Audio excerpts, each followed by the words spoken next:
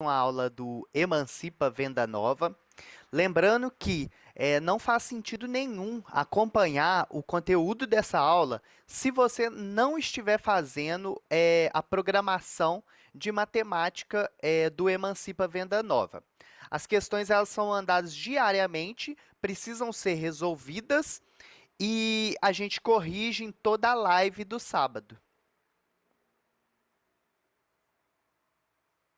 Semana foi enviada na segunda-feira, é a questão 136 de 2009 do Enem.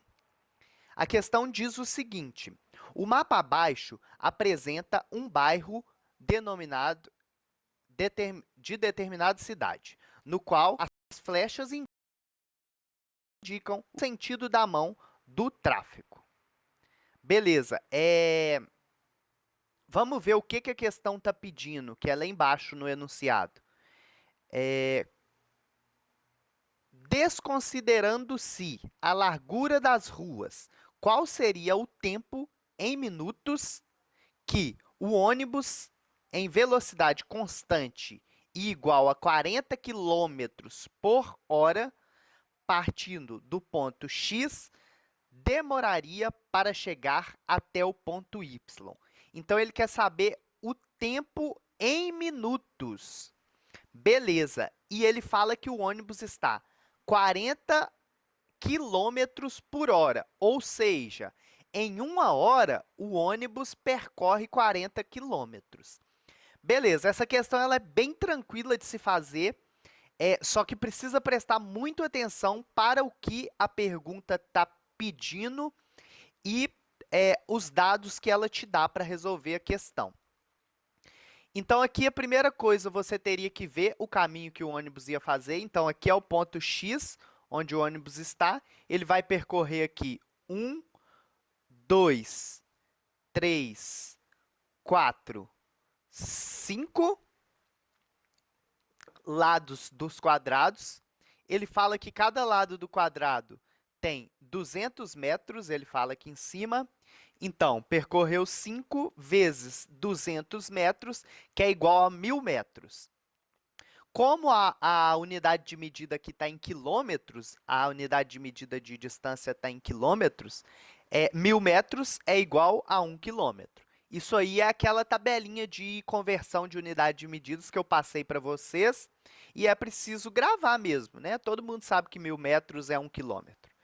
Se não souber, aprenda agora. E aqui a gente vai fazer uma regra de 3, porque nós temos uma proporção. Aqui eu coloquei quilograma, mas está errado. É km, é quilômetro. Então, aqui nós temos, para 40 quilômetros, ele faz em 1 hora. Essa é a primeira forma de fazer essa questão.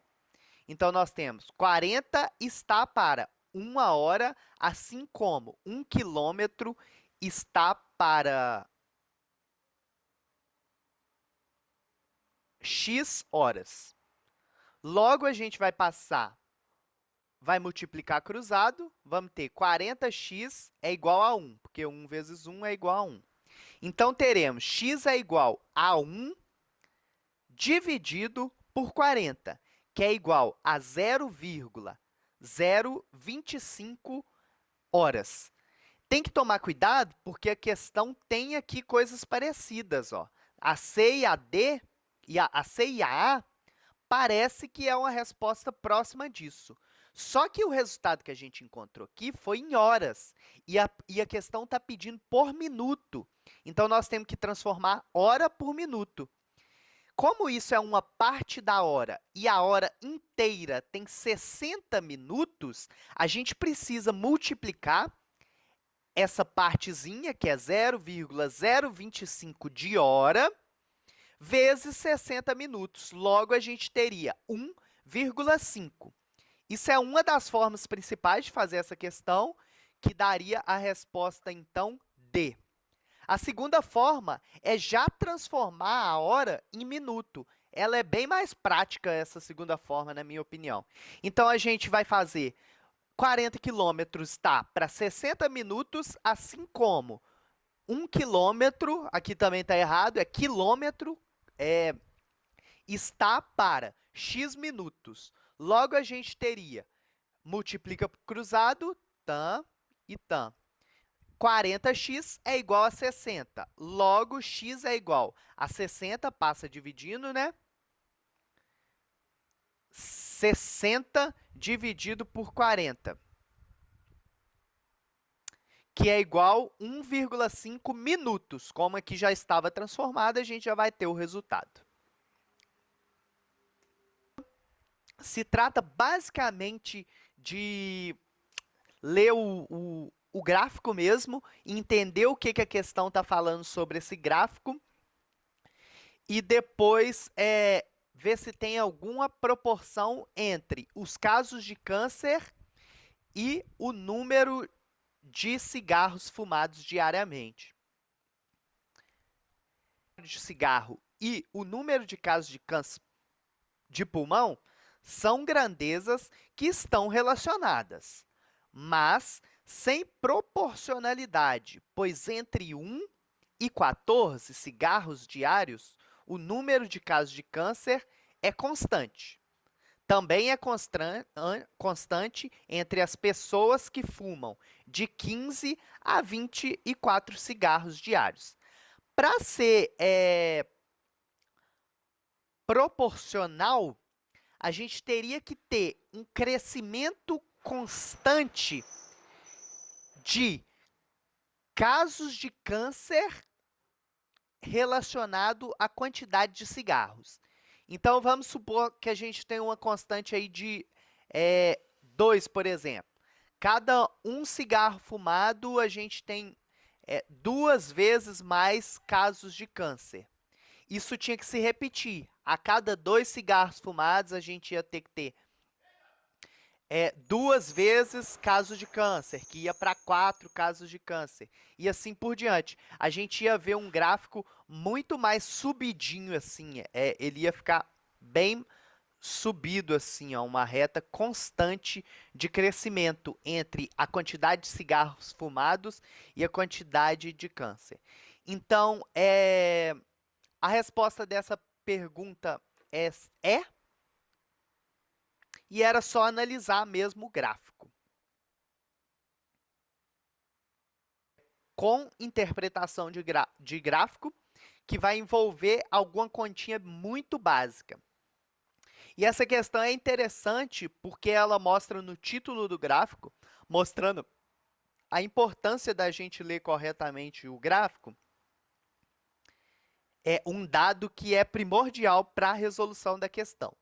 Então, o gráfico a seguir mostra a evolução de abril de 2008 a maio de 2009. Então, evolução abril a maio, que é o tempo,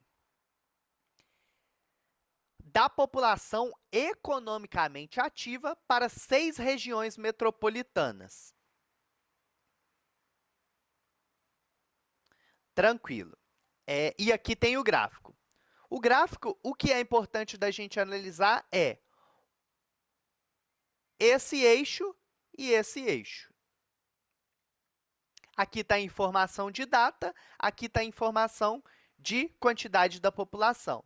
Então, população economicamente ativa, e aqui entre esses parênteses está um segredo da questão, porque ele fala que é em 1.000 pessoas, ou seja, os números que estão aqui devem ser multiplicados por 1.000. Então, aqui, por exemplo, é 23.500 vezes 1.000, que é igual a 23.500.000.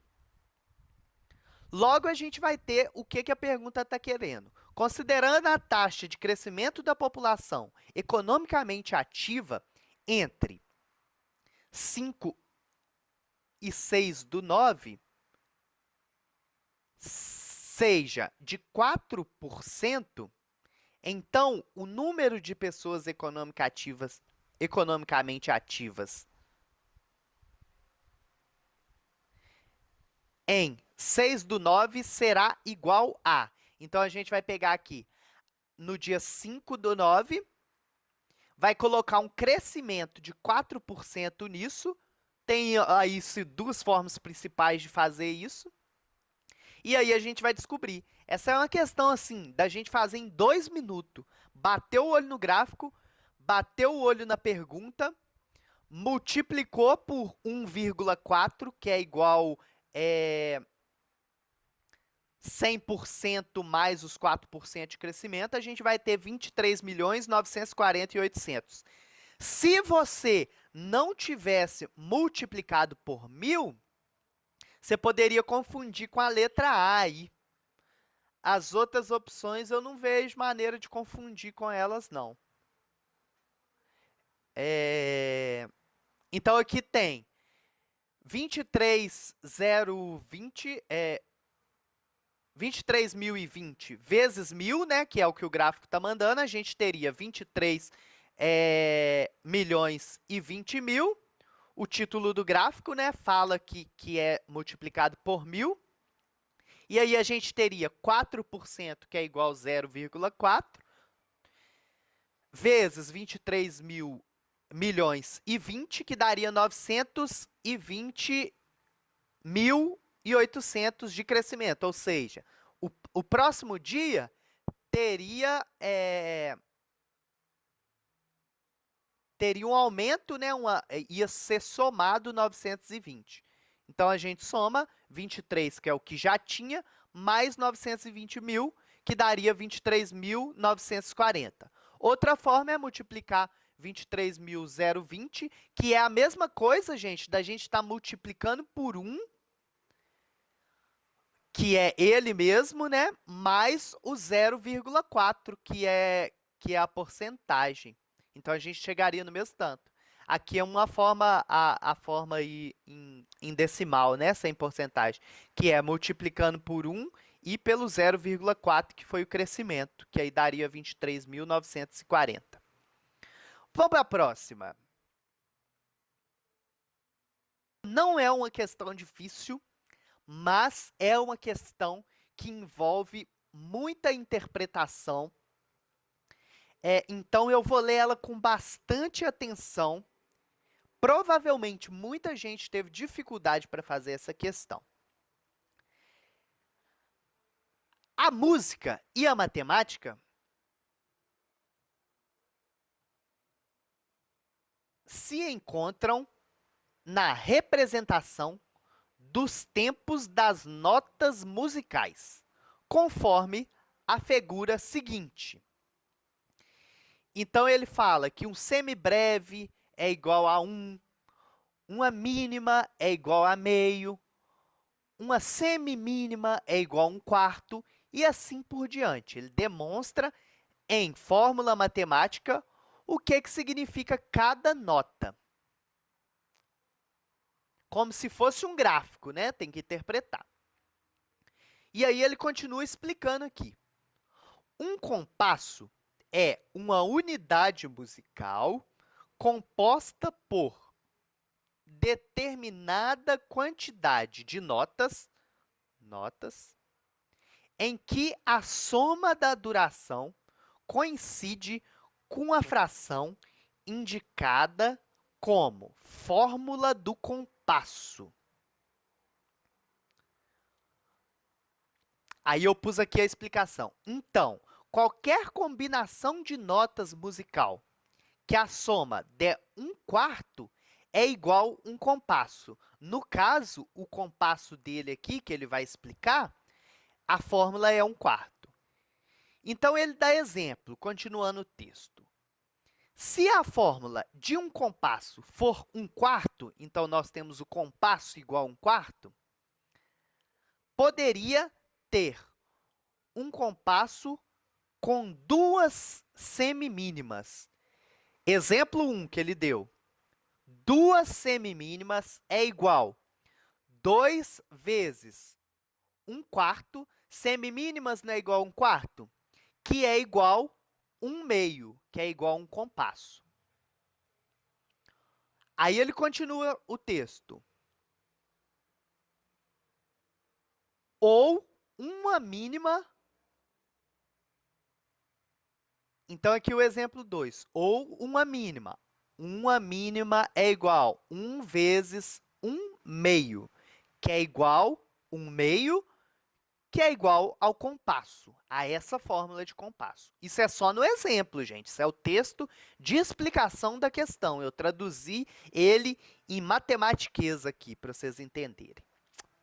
O exemplo 3, ele dá 3 exemplos para a gente entender. Só que como está escrito em textos, a gente tem que ter muita atenção para interpretar isso e transformar em matemática. O exemplo 3, ele dá 4 cocheias. 4 cocheias é igual 4 vezes, vamos procurar cocheias aqui, cocheias, 1/8. 4 vezes 1/8, que é igual 1 meio. Se a gente multiplicar 4 vezes 1/8, a gente vai ter 4/8. Se a gente reduzir essa fração para a fração mínima, a gente vai chegar em 1 meio. É porque, tipo, 4 dividido por 8 é igual a meio, né?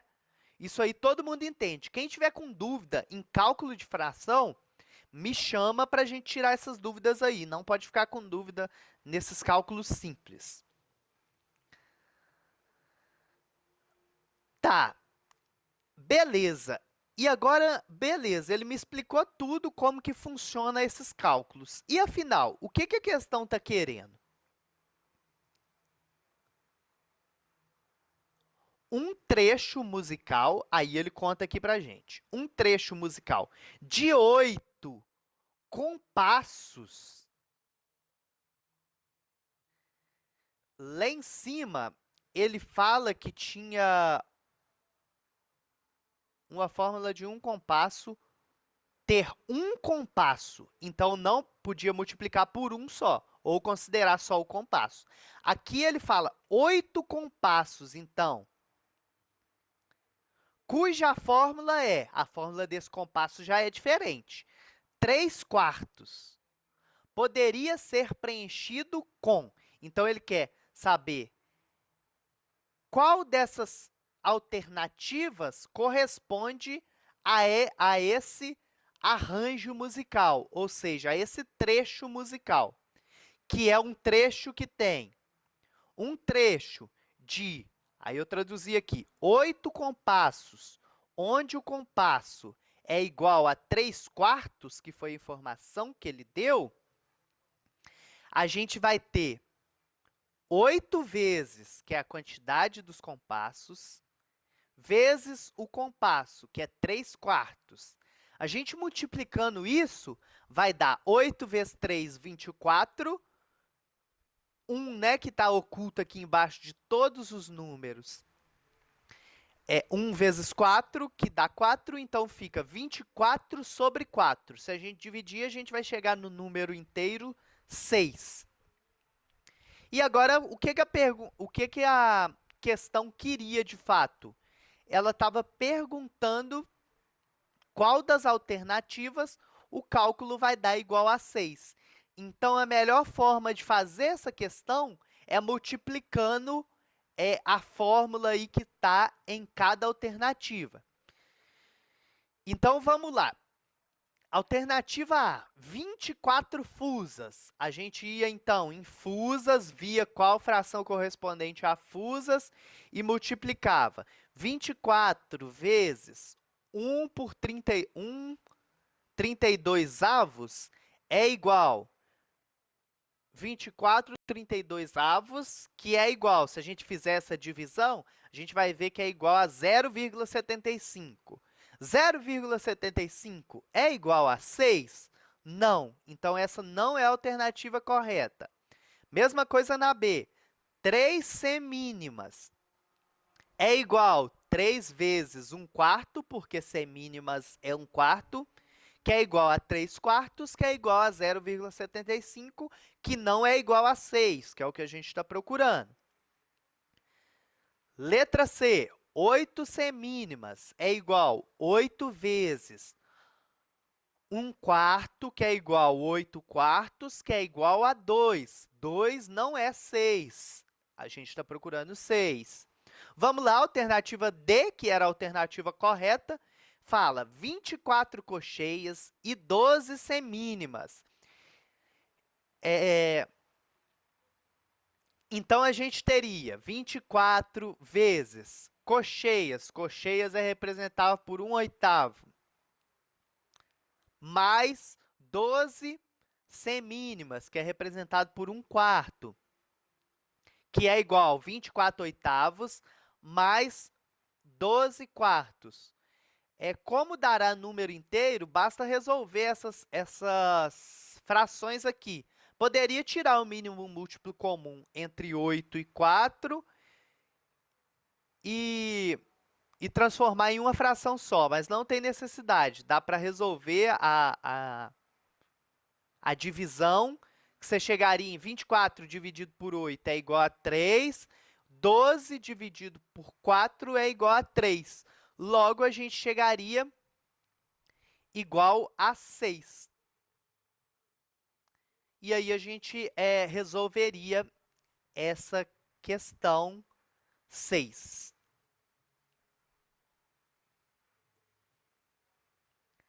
Aqui eu coloquei a explicação do que é uma regra de 3 quando há essa proporcionalidade. Só um up aqui na aula para eu explicar o que significa quando a gente faz uma regra de 3. Então, a regra de 3 é usada nas situações de proporcionalidade de 3 valores dados para cálculo do quarto valor. Ou seja, 1, 2, 3 valores, quarto valor, o que a gente quer descobrir. Igual o caso lá das horas que o ônibus gastou para percorrer. A regra de 3 é muito utilizada na física e na química para cálculos de conversão de grandezas, que é justamente aquele que a gente usou na velocidade lá do ônibus. A regra de 3 pode ser considerada diretamente proporcional ou inversamente proporcional. Acompanhe a resolução de exemplos utilizando a regra de 3. Então, aqui, a gente tem que, para cada 60 litros de tinta, eu consigo pintar uma área de 450 metros quadrados. E a gente quer descobrir, com 18 litros de tinta, eu consigo pintar quantos metros quadrados?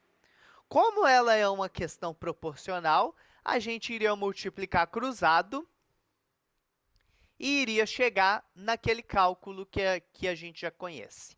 Aqui foi só para trazer o conceito para vocês sobre o que é uma regra de 3. É bem básico mesmo.